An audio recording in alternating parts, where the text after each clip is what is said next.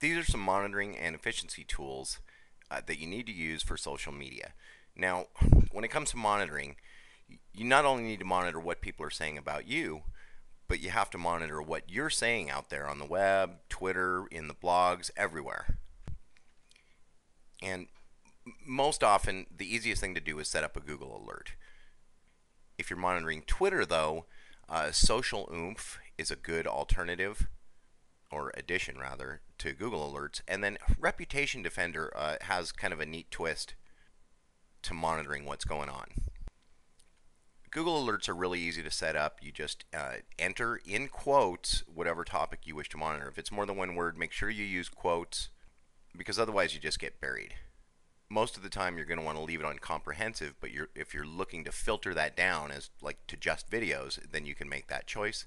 Then you simply have it delivered to the email address of your choice on the schedule you desire. Now for Twitter though, Social Oomph used to be called Tweet Later, and there's not a tab for it. It's not one of the main functions of the service, but if you on the main tab at the very bottom, you can manage keyword tracking and alerts. And again, just like Google Alerts, make sure that you use quotes and plus signs. You can even use it to track industry keywords. So people that are talking about edible blue widgets on Twitter, you can then reach out to socially and engage with them because you get an alert that they said something about your subject. Anyway, used to be called Tweet Later. It's real helpful. Now, Reputation Defender they have several products, but one of them, kind of a poor man's reputation management service, is called My Reputation, and they only send you monthly reports, but they summarize all of the new discoveries into one monthly report that gets emailed to you. But the nice thing is that you can also request destroys. When you review your report each month, which you have to log into their site, you can only see 20 at a time, so it's a little bit cumbersome. But each item contains a link to the item so you can look at it, and then a couple of options. Either hit the ignore button, which really means that okay, it's fine. There's the not me button, which will remove it from your report altogether, and then the destroy button is their unique feature, where for an additional fee, they'll go out and actually attempt to have a negative item removed. I've been successful having that done with a YouTube video where YouTube would not take the video down, which was an audio file about Peak Studios. If you want to know more, just search for them. Then I paid a fee. I think it was 24 bucks, and it took them over 60 days, but they did get rid of it. So kind of nice. And I've remained a member ever since. Now, you also have to monitor what you are saying out there. These are three pretty easy tools, and the last one, NetNanny, is just one example. At FriendFeed, you may have had an account for quite a while, and they've really improved. If you haven't been inside, in the top right of your page, go to Settings under your account or create a new account. And once you get to your individual settings, you can go to your existing services and choose the Add Edit button at the bottom.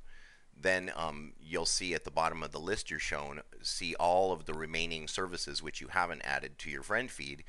Then you're taken to the big list, and from there you can put in every username and password for every service you're a member of. Then your one friend feed, which is an RSS feed, is a conglomeration of all the activity that you've had at any of those services. So you might have a company out there submitting videos and photos to Flickr and YouTube. You might have some employees out bookmarking things. You could have another outsourced company out blogging at different blogs. By adding all of your accounts here, you can then get one RSS feed of everything that's going on.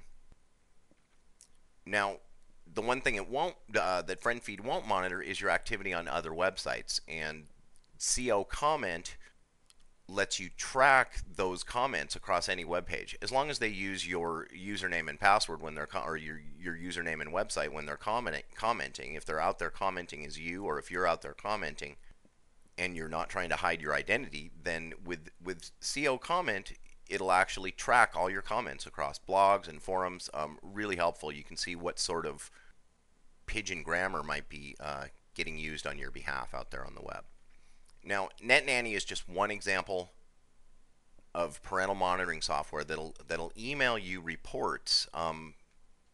Just like with kids, you want to monitor what your employees are doing, or perhaps what you're doing company-wide. So some of this software is getting a lot more selective about what you can monitor and how it efficiently emails reports. If you've already got any kids protection software, you might check that out, because it just may do the job you want, monitoring all the Facebook activity and so on. Now, by efficiency, I'm talking about participating in all these networks. Having to log in and out of every one, even if you use a password tool, can be really time consuming. The two tools I really like to use are OnlyWire and Blogger Apps. Now, OnlyWire gets abused a lot, and the reason it gets abused is because it's so easy. It adds a button to your toolbar. You come across a site that you want to a page that you want to promote on all these networks, or heaven forbid, 1 out of 8 to 10 times you are submitting something of your own to all these networks. It can take you over 45 minutes to submit to a lot of these networks. So with OnlyWire,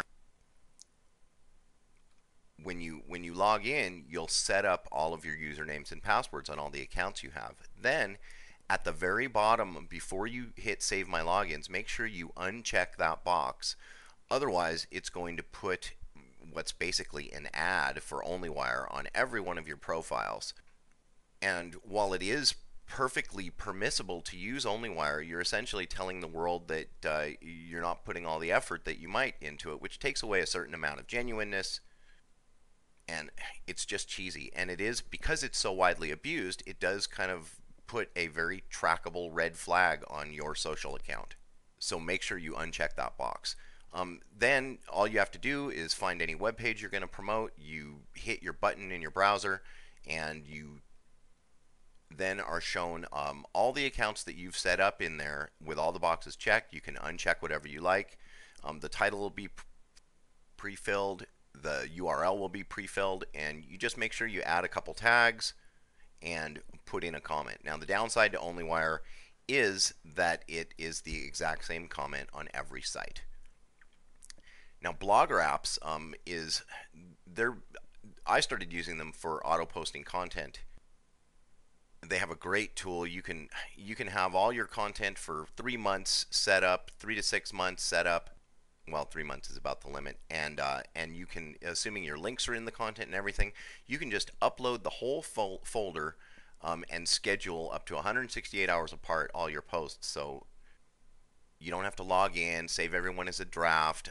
This is a really, really slick service. But they have another tool called Social Submitter, and it also is nothing but a tool. There's nothing black hat or wrong or evil about this in any way, but it makes your job a lot more efficient. The downside is it's not completely free, but that's really kind of an upside, because lots of people aren't then using it. But it really does have an upside in that you can have a different description for every submission. And I've got it listed as an upside, but I guess it's a downside, is that you do have to log in. There's no browser button. And the way it works is, once you log in, you write your compelling title for the item, you paste in the URL of whatever you're going to submit, you manually add your tags, and you put it like a seed description to begin to use.